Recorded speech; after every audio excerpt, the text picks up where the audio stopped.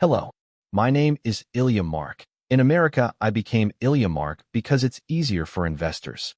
I had an office on the 48th floor overlooking the bay, and on my desk was a square of glass under which I held an old, crumpled photograph. My father at a lathe in New Jersey, his hands greased, his eyes tired and proud. That morning the glass shook with the sound of the bell.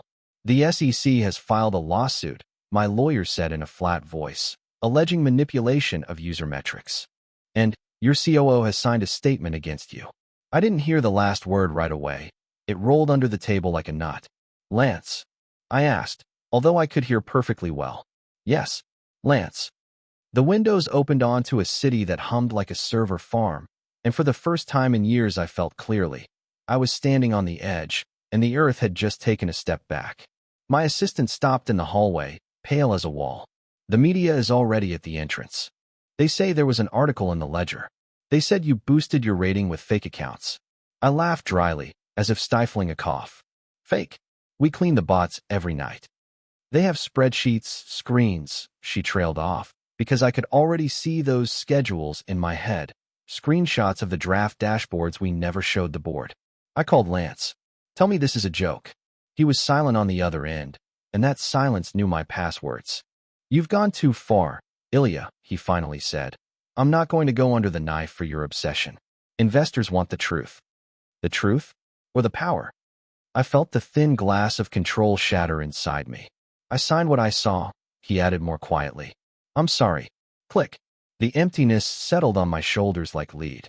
Stephanie was waiting for me at home. She held a cup of coffee, but she wasn't drinking. I saw the headline, she said. Is this long? I stared at the kitchen island, smooth as a dream of stability. I don't know. I guess this is just the beginning. And our plans? The foundation? The school for boys in Oakland? I nodded like an automaton. Maybe we'll have to pause. Something faded in her eyes. You always put everything on pause, Ilya. Except the company. Those words hit where my armor was thinnest.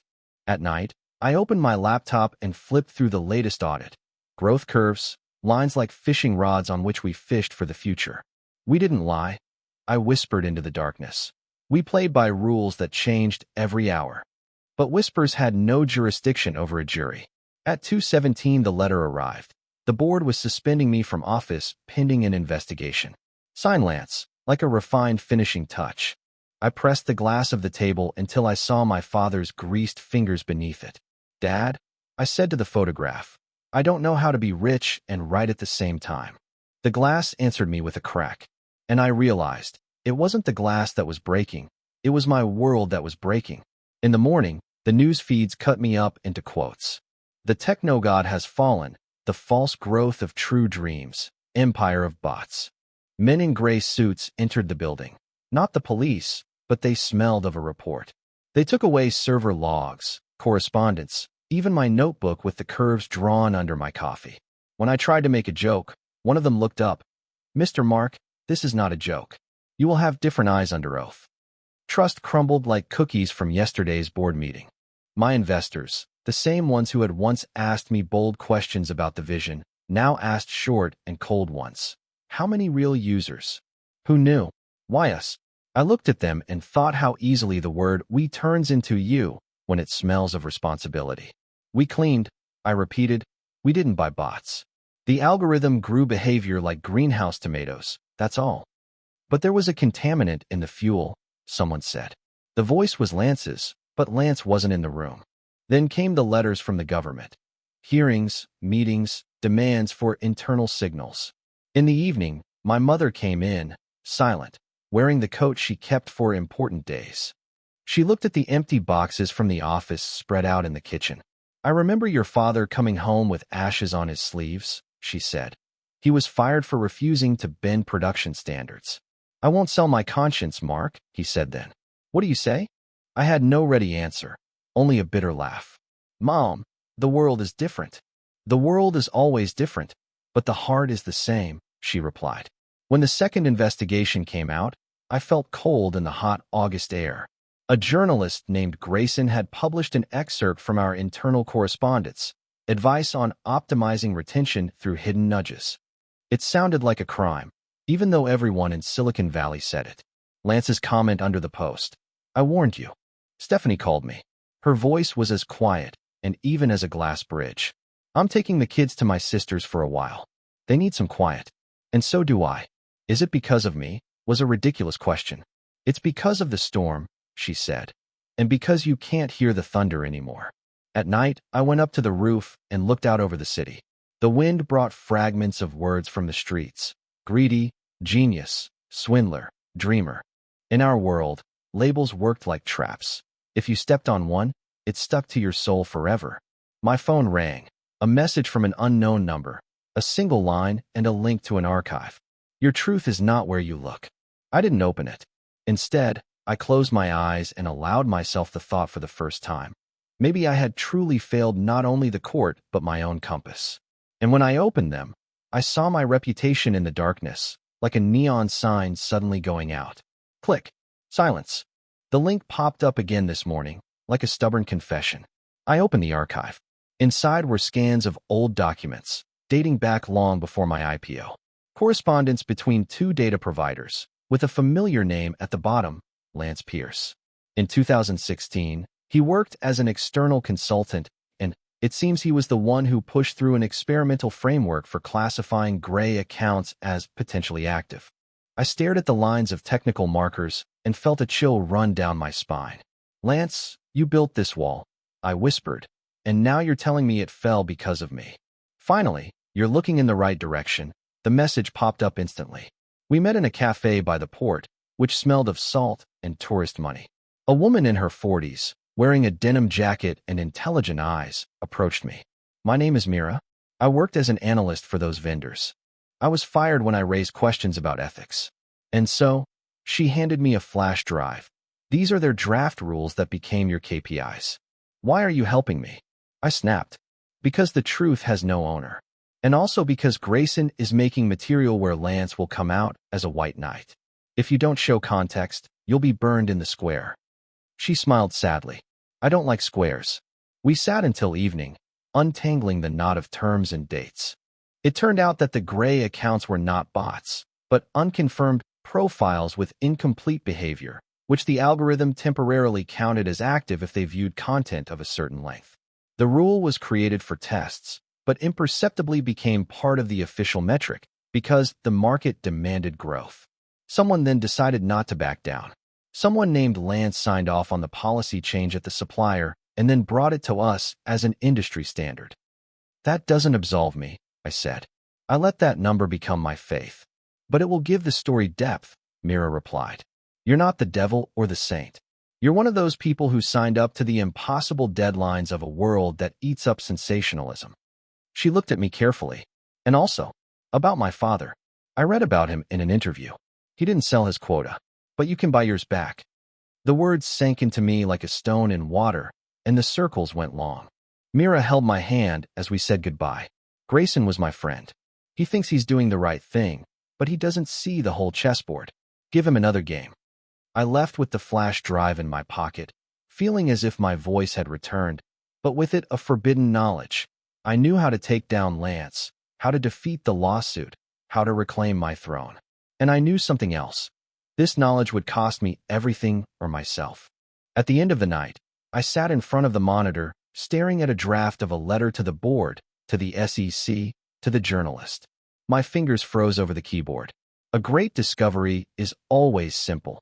In the silence, you can see who you have chosen to be. I began to type. I held a press conference in a space where I had once introduced new products to applause. Now the cameras were like cannons. Today I'm going to show you something that hurts me as much as it hurts my opponents. I began. This is a story about the metrics we've allowed to govern morality. Documents appeared on the screen. Signatures, dates, notes where a temporary rule became a standard. I, Elijah Mark, took these numbers on faith. It's my fault, but the well was muddy from the start. When Lance's name popped up, the room froze. I'm not throwing another person under the train, I said flatly. I'm throwing a system that encourages lying through silence. After the meeting, a meeting at the SEC, the lawyer whispered, "You're crazy. It's either heroism or suicide." Sometimes it's the same thing, I replied. I admitted my guilt where it was mine and gave the auditors a way into what they usually wouldn't, the holy of holies of the product. When we came out, Lance was standing on the steps. His smile was tired. "You've always been a theater person, Ilya. And you're a backroom worker," I said calmly. "This world doesn't like truth without profit. You're going to lose." "Maybe. But maybe this is the first time I'll lose honestly." That evening Grayson called. "I saw your bombshell. It's strong, but they'll say you were hiding it to deflect the guilt." "Tell me what you see," I said. "Not what they expect you to do." The line was silent for a moment. "Okay, I'll write something complicated. Are you ready to handle the complexity?" I smiled in the darkness. I'm finally grown up for this. Stephanie turned in for the night. She looked around the empty living room, where I had removed almost everything that reminded me of Empire. "Are you letting go?" she asked. "I'm giving it back. Silence for myself. Truth for the company. Adult text instead of slogans for the world." She sat down next to me. "I was afraid you would choose power. I chose a chance for myself." We talked for a long time, like people who had forgotten what the end of a conversation meant. The board voted against my return. The audit began to rewrite industry standards. Investors wrote off millions. Several of them filed separate lawsuits. I signed a settlement agreement on terms that hurt like a broken rib. "Is that all?" the lawyer asked. "No, it's not all or nothing. It's all for something." He didn't understand, but I didn't need an explanation. I no longer measured life by capitalization. I measured it by what was left in it when the lights went out. 9 months had passed. I was putting the key in the door of the workshop I had rented in the old dock. Inside, it smelled of wood, metal, and coffee. On the wall hung a photograph of my father, now without the glass. In the evenings, I taught a course for teenagers called Data Ethics, or how to not lose yourself between the clicks. During the day, Mira and I were building a small platform for transparent analytics for nonprofit media. "Do you miss the stage?" she asked, setting down her laptop. "No, for the applause. Yes, for the silence afterward," I replied, and I felt that I was telling the truth. Grayson published his piece, an awkward, multi-layered one. There, we all looked like people, not icons or demons. Lance had left the new company where he had been hired, and was now consulting for foundations that promised to return ethics to innovation. I didn't hold a grudge. We sometimes met in the corridors of conferences, two men who had been taught by the world to pay cash with a conscience. "Is everything okay?" he would ask. "Yes, everything is okay and complicated," I would answer, and we would both smile. One evening, a guy in a worn jacket came to the course. After the lecture, he stayed. "My dad works in a factory," he said. "He says that an honest man in business is like a white crow.